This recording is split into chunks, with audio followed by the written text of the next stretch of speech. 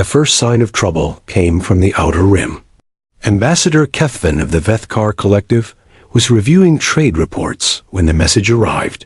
His crystalline body flickered with confusion as he read the words on his screen. Unknown. Vessels detected. Size classification. Impossible. Kethvin had seen many ships in his 300 years of life. Cargo haulers the size of cities. Warships that could crack moons. But the readings from the Rim Scouts made no sense. These new ships were bigger than anything the galaxy had ever built. Show me the data, he commanded, a hologram that appeared. In his chamber made him step backward. The ship on the screen was not just large. It was enormous beyond understanding. The scanner showed a vessel that stretched for thousands of kilometers. Its hull gleamed like polished metal, and strange. Lights pulsed along its surface.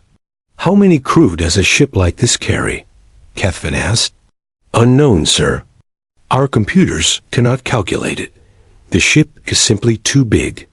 But size was not the most frightening thing about these newcomers. 3 days later, the Kolosari sent their message to the galaxy. It was simple and direct. We are the Kolosari. Hegemony. You will surrender. You will serve. Resistance is death.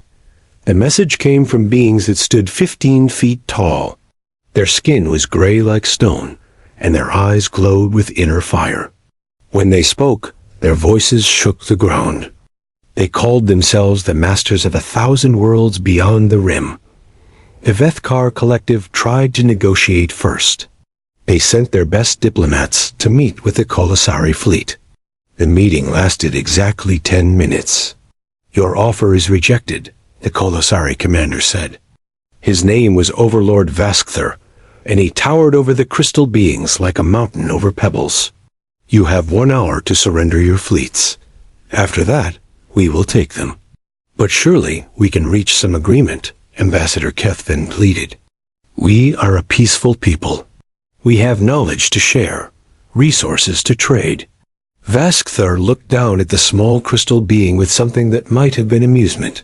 You misunderstand. We do not trade. We do not negotiate. We take what we need. And if we refuse, then you will learn why 1,000 civilizations already kneel before us. Double quotes, the Vethkar tried to refuse. Their crystal ships were fast, and their weapons were precise. They had defended their space for over a millennium. But against the Kolosari, their technology seemed like toys. The battle lasted 4 hours. When it ended, the Vethkar Collective no longer existed as a military power. Their ships drifted in space, cut apart by weapons that seemed to bend reality itself. The few survivors sent one final message across the galaxy. Run, hide, do not fight them. The Synthesium thought they would fare better. Their biomechanical ships could adapt and evolve during battle. Their living vessels had survived wars that destroyed entire star systems. Surely they could stand against these giants. They were. Wrong. The Kolosari did not just defeat the Synthesium. They absorbed their technology. Within days of the first battle, Kolosari ships began showing biomechanical features. They had somehow learned to copy and improve upon Synthesian designs in real time. How is this possible? Demanded Prime Node Zarathik as she watched her fleets being systematically destroyed. Our ships are learning from their attacks, but theirs are learning faster. Her science officer, a hybrid of machine and flesh, buzzed with electronic distress. They are not just copying our technology, Prime Node. They are perfecting it. Every adaptation we make, they counter within minutes. The Photonic Confederacy lasted longest, but only because they tried to run. Their ships moved at near light speed, flitting between dimensions like ghosts. For 2 weeks, they played it deadly.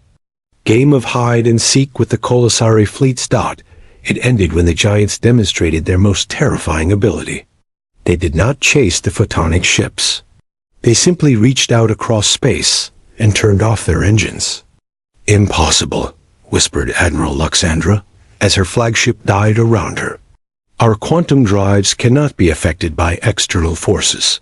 The laws of physics prevent it." But the Kolosari cared nothing for the laws of physics as other races understood them. Their technology operated on principles that made the impossible seem routine. Ships stopped in mid-flight. Weapons turned against their own users. Reality itself seemed to bend to their will. Within 3 months, the 3 greatest powers in the galaxy were gone. Not destroyed completely, but broken so thoroughly that they could never rise again. The survivors were allowed to live, but only as servants of the new masters. The smaller races surrendered without fighting. The insectoid hive clusters handed over their queens. The aquatic depth swimmers opened their ocean worlds to Kolosari occupation. The machine minds of the Iron Collective simply shut themselves down and waited for new orders. But there was one species that did something unexpected. The humans simply vanished. They had been a small presence in the galaxy, barely worth noticing. Their ships were primitive by galactic standards. Their weapons were crude. Their diplomats were often ignored in the great councils of the major powers. They controlled perhaps a dozen star systems at the edge of civilized space. When the Kolosari came for them, they found empty worlds. "Where are they?" Overlord Vaskther demanded as his forces swept through human space. "Our intelligence showed colonies on 12 worlds. Orbital stations around 6 stars. Where did they go?" His subordinates had no answers. The human colonies were abandoned, but not destroyed. The orbital stations hung empty in space, their lights still blinking, but no life signs aboard. It was as if an entire species had simply decided to disappear. "Perhaps they fled beyond the rim," suggested Sub-Commander Nethkal. "Small species often run when faced with superior force." "No," Vaskther growled. "We have sensors that can track a fleeing ship across the galaxy. If they had run, we would have found them. This is something else." But the Kolosari had bigger concerns than one missing species. They had a galaxy to organize, tribute to collect, and resistance movements to crush. The humans, wherever they were, would turn up eventually. All species did, in the end. The galaxy settled into its new order. The Kolosari built massive stations at strategic points throughout space. Their fleets patrolled trade routes that now existed only to serve their masters.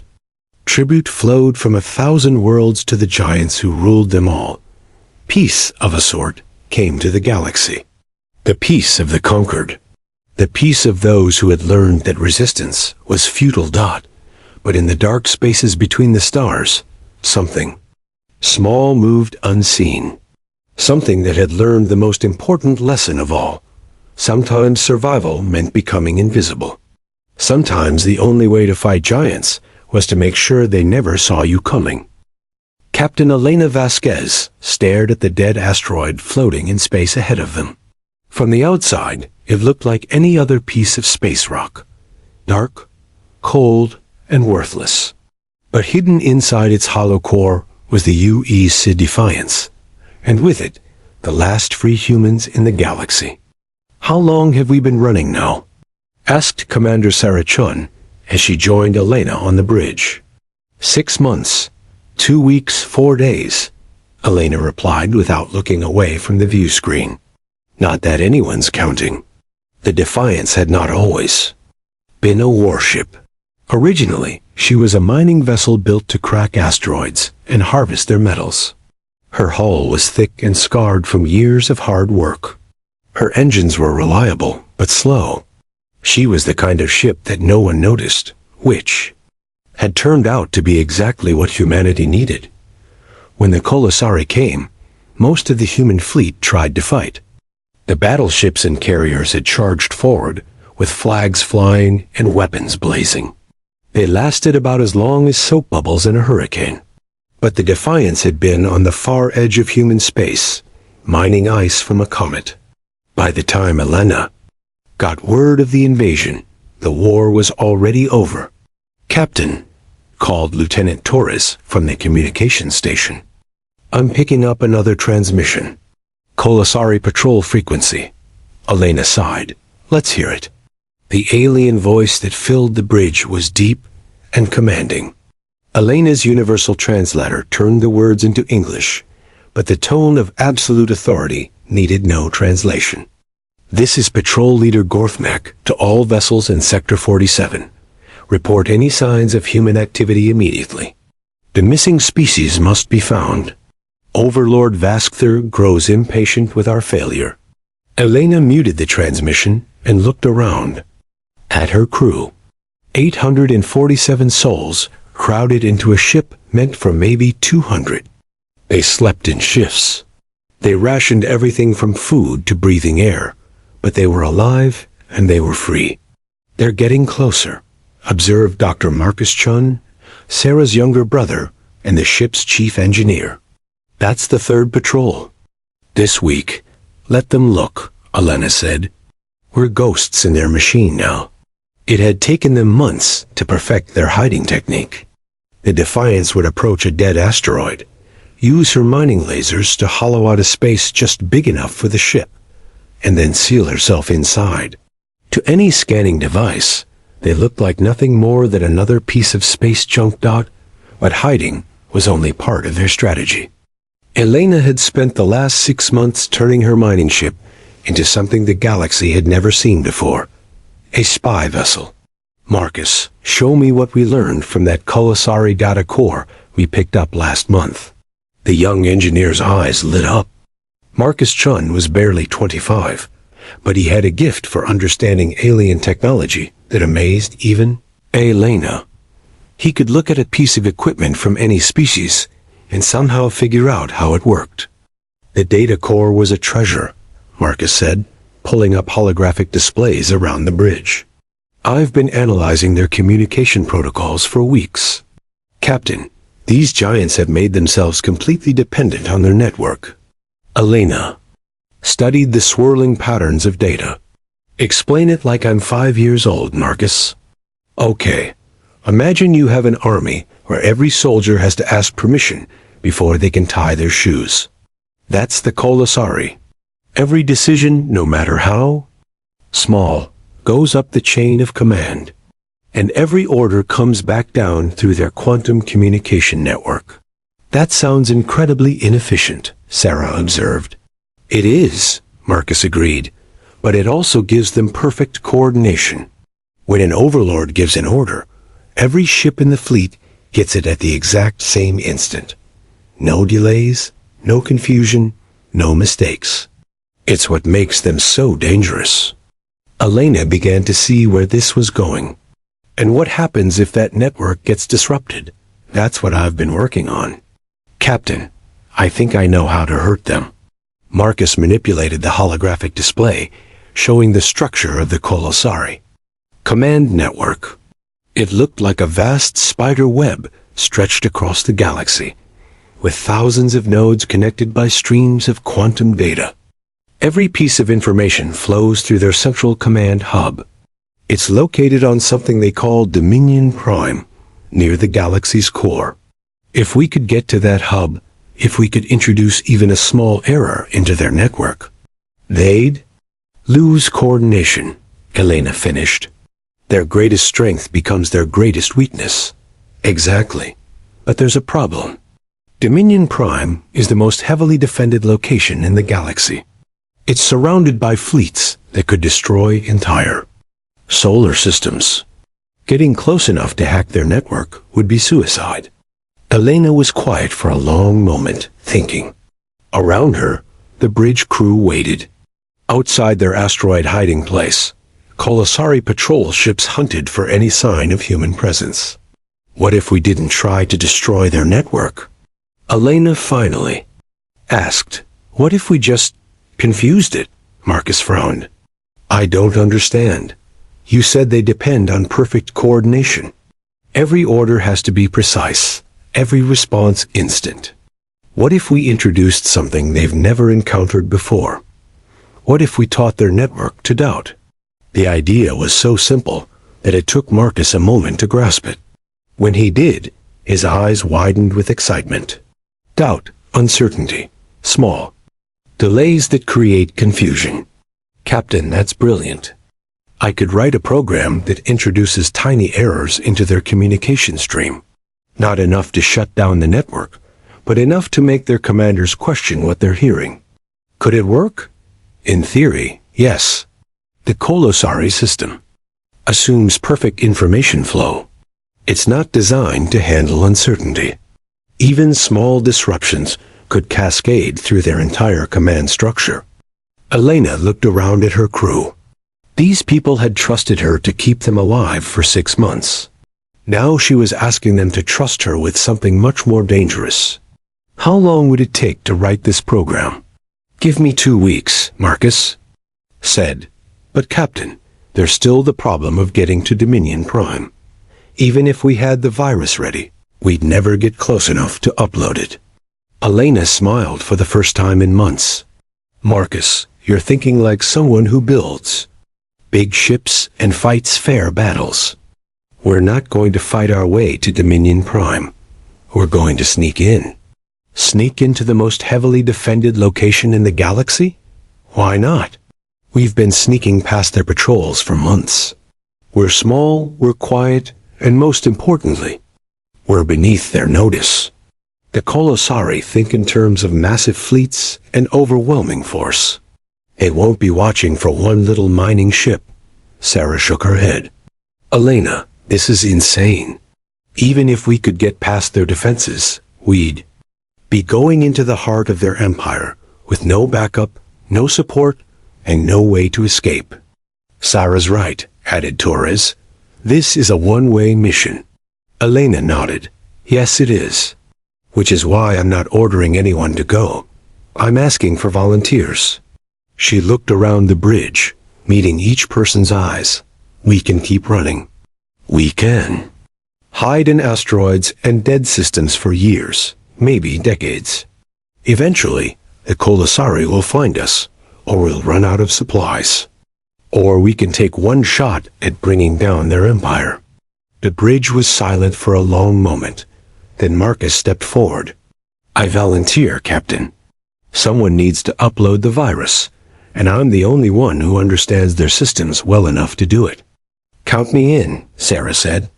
Someone has to keep you two out of trouble. One by one, the rest of the bridge crew volunteered. Elena felt a mix of pride and terror. These people were willing to follow her into the most dangerous mission in human history. All right then, she said. Marcus, start working on that virus. Sarah, begin plotting a course to the galactic core. Everyone else, prepare the ship for the longest sneak in human history. As her crew scattered to their duties, Elena remained on the bridge, staring at the holographic display of the Kolosari network. Somewhere at its center was Dominion Prime, the beating heart of an empire that ruled the galaxy. Soon, one small human ship would try to stop that heart from beating. 2 weeks later, the Defiance hung in space near a graveyard of dead worlds. The remains of the Photonic Confederacy drifted around them like cosmic ghosts. Broken ships and shattered stations told the story of the Kolosari conquest. It's perfect, Dr. Marcus Chan said as he studied the debris field on his scanner. All this wreckage will hide our approach. The Kolosari sensors will have trouble picking us out from all the metal floating around. Elena nodded, but her attention was focused on the data streaming across her screen. Intelligence gathered from months of intercepted communications painted a picture of their target that made her stomach twist with worry. Dominion Prime was not just a space station. It was a constructed moon, a sphere of metal and crystal nearly 800 kilometers across. The Kolosari had built it at the exact center of the galaxy, where gravitational forces from billions of stars created a natural fortress. Any ship trying to approach had to navigate through fields of deadly radiation and twisted space-time. The defenses are incredible, reported Lieutenant Torres from his position at the tactical station. I count over 50,000 ships in patrol. Formations around Dominion Prime, Some of them are larger than our entire home fleet used to be. Elena studied the tactical display. Each red dot represented a Kolosari warship. There were so many that they looked like a red cloud surrounding their target. What about the automated defenses? Energy barriers that could stop a comet. Gravity weapons that can crush a battleship into the size of a marble. And that's just what we can detect from here. Sarah-chan joined her sister at the command station. Elena, this is impossible. We'd need a miracle just to get within 1,000 kilometers of that place. Maybe, Elena said. Or maybe we just need to think smaller. She called up a new display showing the Defiance's specifications. The old mining ship had been designed to work in dangerous environments. Her hull could withstand asteroid impacts and radiation storms. Her small size let her maneuver through tight spaces where larger ships would be destroyed. Marcus, how close? Do we need to get to upload your virus? The young engineer consulted his notes. I need direct access to their quantum communication hub. Based on the intelligence we've gathered, that's located in the center of Dominion Prime. I'd need to physically connect to their network. Physical access, Elena repeated. Not remote hacking. Their security is too good for remote access. The virus has to be uploaded directly into their core systems. Elena was quiet for a moment, thinking. Around her, the bridge crew waited nervously. They all knew that their captain was planning something desperate. All right, Elena finally said, here's what we're going to do. We're going to pretend to be space junk. Torres blinked.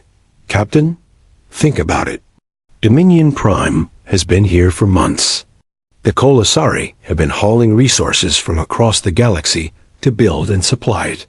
Some of that cargo is bound to be automated, unmarked, boring stuff that nobody pays attention to. Marcus caught on first. You want to disguise the Defiance as a supply shipment. Exactly. We strip off everything that makes us look like a human ship. We weld on some scrap metal to change our profile. We reprogram our transponder to broadcast Kolosari identification codes. And then we just fly right up to their front door, Sarah said, understanding dawning in her voice. Why not? We're a small cargo hauler delivering mining equipment. Nothing interesting, nothing threatening. Just another boring supply run that happens every day. Lieutenant Torres looked skeptical. Captain, what if they scan us? Our hull composition is completely different from Kolosari ships. Our engine signatures don't match their technology. That's why we're using the debris field, Elena explained. We're going to collect pieces of genuine Kolosari ships and bolt them onto our hull. By the time we're finished, we'll look like a Frankenstein monster of salvaged parts. Exactly the kind of ship you'd expect to see doing supply runs in a war zone. The plan was audacious, but it was also simple enough that it might work. The Kolosari had conquered so many civilizations that their empire was full of mixed technology. Ships built from a dozen different species parts were common in their supply lines. How do we get past the perimeter patrols? Sarah asked. Elena smiled grimly. We don't try to sneak past them. We join them. She brought up a display showing Kolosari patrol routes around Dominion Prime. The patterns were complex but predictable. Supply ships followed specific corridors to avoid interfering with military operations. We intercept a supply convoy at the edge of the debris field, take out their escort quietly, then slip into the convoy's formation. By the time we reach Dominion Prime, we'll be just another cargo ship in a legitimate supply run. Marcus nodded slowly. It could work. But once we're inside Dominion Prime, how do we find the communication hub? That's where you come in, Elena said. You've been studying their technology for months. Can you build us a scanner that can detect their quantum communication equipment? I think so. Give me a few days to modify our sensors. You've got them. Sarah Start working with Torres on intercept courses for supply convoys. I want options for at least 3 different convoys over the next week." As her crew scattered to prepare for the mission, Elena remained on the bridge, staring at the image of Dominion Prime on her screen. The massive construct hung in space like a mechanical planet, surrounded by fleets that could conquer galaxies. In 6 hours, she would address the entire crew. 847 people who had trusted her to keep them alive. Now she was asking them to follow her into the heart of the enemy empire on a mission that would almost certainly end in their deaths. She thought about the message she would record before they left. The final transmission from free humanity to the rest of the galaxy. "What did you say when your species was about to make its last stand, Captain?" Torres called from his station. "I've identified a supply convoy that will work for our intercept. 12 cargo ships with a light escort, carrying processed metals to Dominion Prime.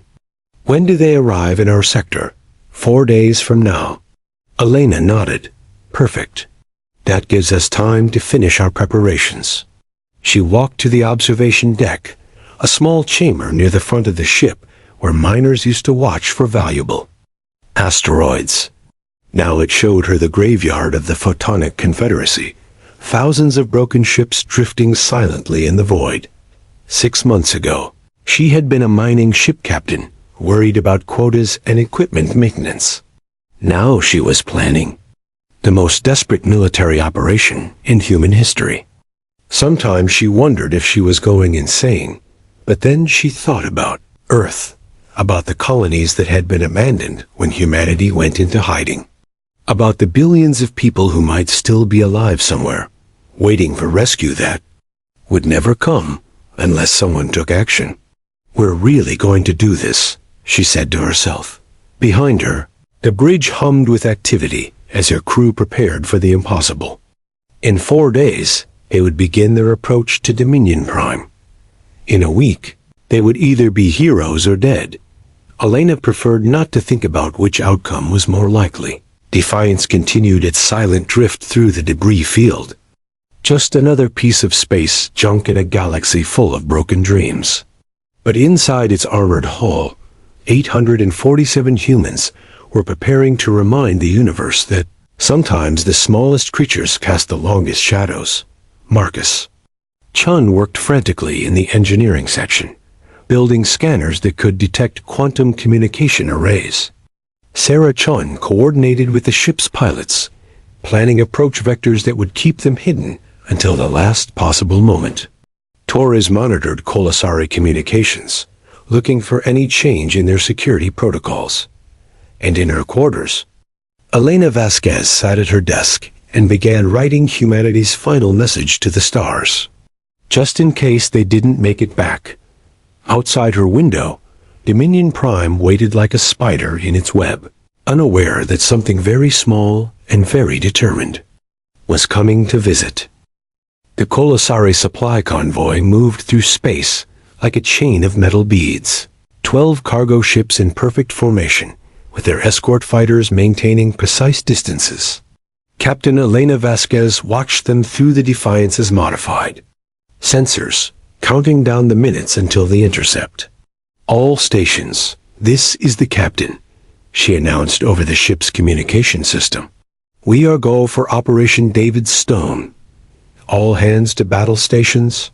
847. People throughout the ship moved to their positions. In the past week, they had transformed the old mining vessel into something unrecognizable. Pieces of Colasari hull plating covered the original human design. Fake weapon ports and sensor arrays changed the ship's profile. The transponder now broadcast the identification codes of a cargo hauler called the Metal Harvester. "Target convoy is 2 minutes out," reported Lieutenant Torres. "Escort consists of 4 light fighters. Cargo ships appear to be automated." Elena nodded. The plan depended on those ships being automated. It was much easier to fool computer systems than living Colasari warriors. "Sarah, are the jamming devices ready?" "Standing by, Captain." We can cut their communications for approximately 30 seconds before they break through our signal. 30 seconds. That was all the time they had to disable the escort and slip into the convoy formation. Elena felt sweat beading on her forehead, despite the cool air on the bridge. Marcus, is the virus ready for upload? Ready and waiting, Captain. The program is loaded into a portable storage device. Once I can access their quantum communication hub, I can install it in under 5 minutes. 5 minutes to save humanity. Elena almost laughed at the absurdity of it. Contact in 60 seconds. Torres announced. The convoy appeared on their main viewer, growing larger as it approached. The cargo ships were massive, each one carrying tons of refined metal to feed the construction projects around Dominion Prime. The escort fighters moved in lazy patterns around them, clearly bored with routine patrol duty. Execute jamming, now. The space around the convoy suddenly filled with electronic noise. The escort fighters immediately broke formation, searching for the source of the interference. But they were looking for enemy warships, not a single modified cargo hauler hiding among the convoy's own ships. The Defiance moved like a striking snake. Plasma beams designed for mining asteroids reached out and touched the escort fighters. The weapons were not powerful enough to destroy the alien ships, but they were precise enough to disable their engines and communications. 28 seconds after the jamming began, the Defiance slipped into the convoy formation. The automated cargo ships, their simple computer brains confused by the electronic interference, accepted the newcomer as just another delayed arrival. Jamming terminated, Sarah reported. We're now broadcasting as the Metal Harvester, scheduled for delivery to Dominion Prime Construction Dock 7. Elena let out a breath she didn't know she'd been holding. First phase complete. Torres. Any signs that we've been detected? Negative, Captain. The disabled escort fighters are reporting equipment failures. Kolosari Command is dispatching repair ships to assist them. Perfect. The Giants were so confident in their own superiority that they couldn't imagine an attack by something as small as a single cargo ship. The escort's failure was just another mechanical problem to be solved. For the next 6 hours, the Defiance rode with the convoy toward the galactic core. Elena spent the time studying intelligence reports about Dominion Prime's internal structure. The massive station was divided into hundreds of sections, each one larger than most space stations. Finding the communication hub would be like looking for a specific room in a city-sized building. Captain, Marcus called from his engineering station. I'm picking up quantum communication signals from Dominion Prime. The closer we get, the stronger they become. I should be able to track them to their source once we're inside. How long do you estimate for the search? If we're lucky, maybe an hour. If the hub is heavily shielded or hidden, it could take much longer. Elena hoped they would be lucky. Once they were inside Dominion Prime, every minute would increase their chances of discovery. The convoy reached the outer perimeter of the Kolosari defenses. Energy barriers designed to stop enemy fleets parted like curtains to let the supply ships through. Guard stations the size of moons scanned each vessel, but the Defiance's false identification held up under scrutiny. Welcome to Dominion Prime. Traffic control, came a deep voice over the communication channel.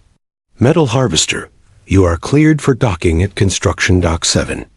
Follow the automated guidance beacons. Acknowledged control, Elena replied, modulating her voice to sound bored and routine. Metal Harvester following beacons to Dock 7. Dominion Prime grew larger on their view screen until it filled their entire field of vision. The constructed moon was a masterpiece of engineering, its surface covered with docking bays, weapons, emplacements, and communication arrays. Cities of crystal and metal rose from its surface like geometric mountains. Defiance followed the guidance beacons toward their assigned docking bay. Around them, hundreds of other ships moved through the station's traffic patterns. The sheer scale of the place was overwhelming. Elena tried not to think about how many Colasari warriors were stationed here. Docking in 30 seconds, Sarah announced. All hands prepare for station gravity. The ship settled into its assigned berth with a soft thump. Through the viewports, Elena could see the vast interior of the docking bay. Cargo handling robots moved between the ships, unloading supplies for the station. Colasari overseers stood on elevated platforms, watching the operations with bored efficiency. Marcus, are you reading the communication signals? Yes, Captain. The source is stronger now. I'm getting a directional fix on the quantum hub.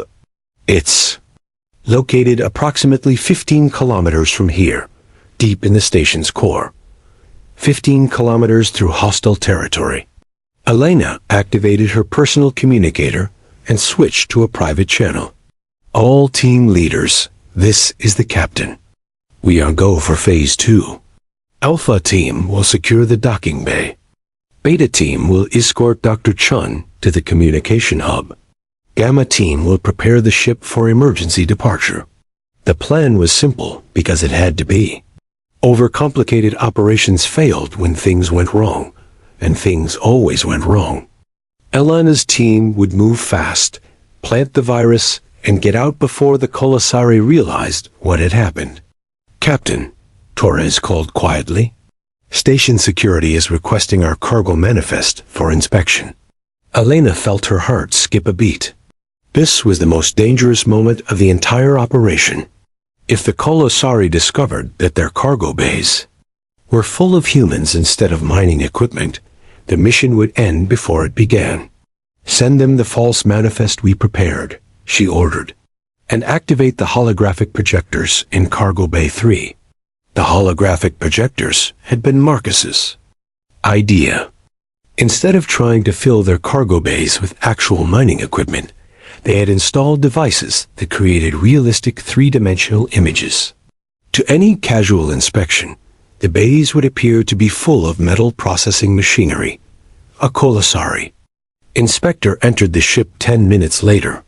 He was enormous, even by the standards of his species, standing nearly 18 feet tall in his armored environmental suit. His glowing eyes swept the cargo bay, noting the stacks of equipment and raw materials.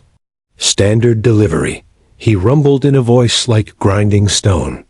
Everything appears to be in order. Elena managed to keep her expression neutral as the giant walked past her hiding place just meters away. If he had bothered to scan more carefully, or if he had touched any of the holographic equipment, the deception would have been discovered instantly. But the Colasari were too confident, too used to absolute obedience from their subjects. The idea that someone might dare to infiltrate Dominion Prime never occurred to them. Inspection complete, the overseer announced as he left the ship. You are cleared to begin unloading operations. As soon as he was gone, Elena activated the mission clock. They had perhaps 2 hours before someone noticed that the metal harvester wasn't actually unloading any cargo. After that, their cover would be blown. Beta Team, move out, she ordered Dr. Marcus. Chun led a small group of technicians out of the ship and into the maze of corridors that honeycombed Dominion Prime. They carried scanning equipment disguised as maintenance tools and wore stolen Colasari work uniforms that hid their human features. Elena followed their progress on her portable communicator, watching as Marcus tracked the quantum signals deeper into the station. The communication hub was located in the most heavily protected section of Dominion Prime, surrounded by security checkpoints and automated defenses. Captain, Marcus whispered over the comm channel. I found it.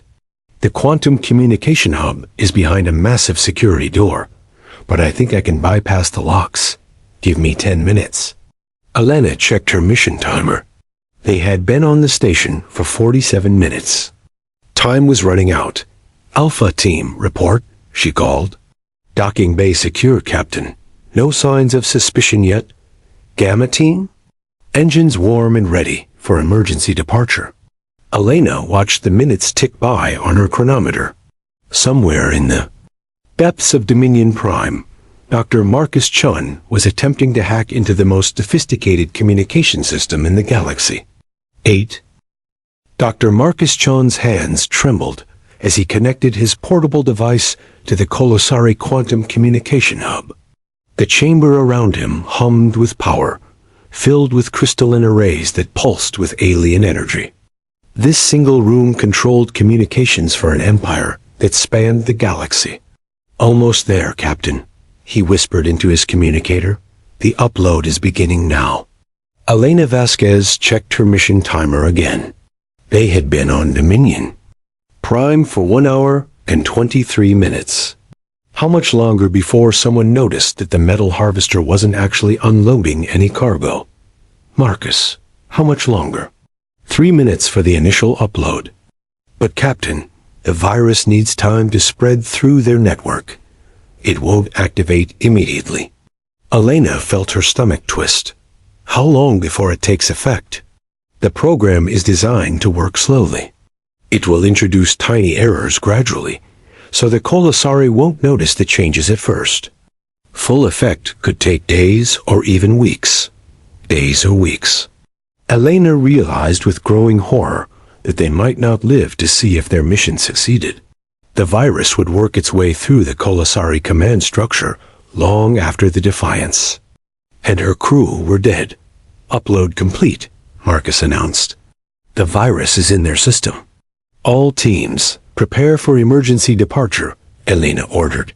"We need to leave now." But as Marcus and his team tried to withdraw from the communication hub, alarms began sounding throughout Dominion Prime. Red lights flashed in the corridors, and automated voices spoke in the Kolosari language. "Captain, we have a problem." Lieutenant Torres reported from the ship. "Station security just discovered that our cargo bays are empty. They're sending guards to investigate." Elena felt her heart sink. Their cover was blown, but the mission was complete. The virus was in the Kolosari network, beginning its slow work of introducing doubt and confusion into their perfect system. All teams return to the ship immediately. Prepare for combat departure. The next few minutes were chaos. Marcus and his team ran through the corridors of Dominion Prime, pursued by Kolosari security forces. The giants were fast, despite their size, and their weapons could punch holes through solid metal. Elena watched on her scanner as her people fought a running battle through the station's maze-like interior. 2 of her team members fell to alien energy weapons.